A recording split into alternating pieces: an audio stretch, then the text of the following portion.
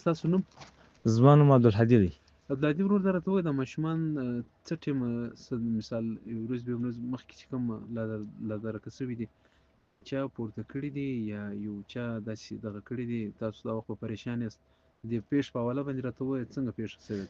دا پر 27 تاریخ پر 9 بجې باندې د کوره څخه وتلي دي. کور ته څه خوشکه د پلار سره کړې ده او اوس ندارکه دي. یوه د 13 کال ده، یوه د 14 کال ده. د یوې نوم لایبه دی، د یوې نوم ملاله ده. نو دا خوشکه سوې ده، د خوشکه مابعد بیا دا ماشومان تللي چیرې دي؟ تاسو آس پاس په علاقه کې یا په آس پاس همسایګان څخه پوښتنه کړې ده؟ د همسایګان څخه مو پوښتنه کړې ده، هغه نه دي په خبر. اطلاعي رپورټ مو کاټ کړی دی، نامعلوم افراد رپورټ مو کاټ کړی دی. دا وخته پورې هیڅ نامعلومه کیسه ده. څومره مو پریشانه یاست دا وخت؟ بس نو څه درته ووایم، قسم ده چې هم ماښام مو ډاکټر هسپتال له بوتلل چې د کوم وخت څخه وړکې دي والله که یوه ورځ د هسپتال څخه راغلی یم.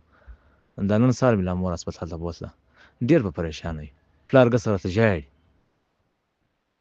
خلکو څه خواست لرئ چې هغه په دغه مرسته کې ستاسو سره مرسته وکړي؟ بس د خلکو به دغه ډېره غټه ځواني دپاره د الله چې زما سره مرسته وکړي، چې لږ څه معلومات د دغه نجونو په باره کې. 2 نجونې دي، دواړه خویندې دي، بس د سرپسې دي، دواړه یو رقم دي، په قد و په سیسټم سره ګرده یو رقم دي، یو کال یې درمیانځ فرق دی.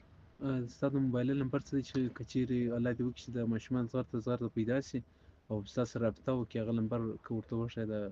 زما نمبر دی 0328 38 64 683.